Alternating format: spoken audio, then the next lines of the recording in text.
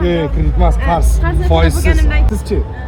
Qallaro tumanida 7-martani Tomaris o'quv markazini ochdim.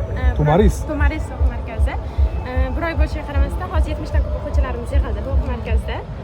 Ingliz tili, rus tili, matematika fanlarida o'quvchilarimiz bor. Shu 130 million kreditni to'lab bo'lganimdan keyin shu loyihani kredit emas, qarz. Foizsiz. Bo'lganimdan keyin shu loyihani davom sifatida Qallaro tumanida Tomaris xususiy maktabini ochmoqchiman. Bunda o'quvchilar ham abitgacha bizda maktab ta'limini oladigan bo'lsa, abitdan keyin o'zimizda Tomaris o'quv markazimizda universitetlarga imtihonlarga tayyorlanadi. Ya'ni o'quv markazi bilan xususiy maktab hamkorlikda bo'ladi bunda. Qo'rqmadingizmi, Qallaro oldidan ochsam yurmay qolishi mumkin deb? O'zim Toshkentda 2 yildan beri o'quv markazida ishlayman. Yo'q, yetarlicha tajriba olib, o'sha tajribalarimni o'zimiz tumanda sinab ko'rmoqchiman. Ingliz tili o'qituvchimisiz? Ingliz tilidan keyin menejerlik qilganman o'quv markazida. Yaxshi, omad ishlaringizga kengaytiring.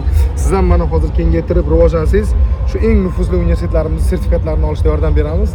Siz ham o'qiysiz, bilim olasiz, intilasiz. Yaxshi bo'lsin. 130 dan keyin 300 oling, 300 dan keyin 1 milliard, 5 milliard investitsiya olsangiz, bemalol maktab ham ochishingiz mumkin. Marra sizlarniki. Omad ishlaringiz. Salomat bo'linglar. Rahmat. Sog' bo'linglar.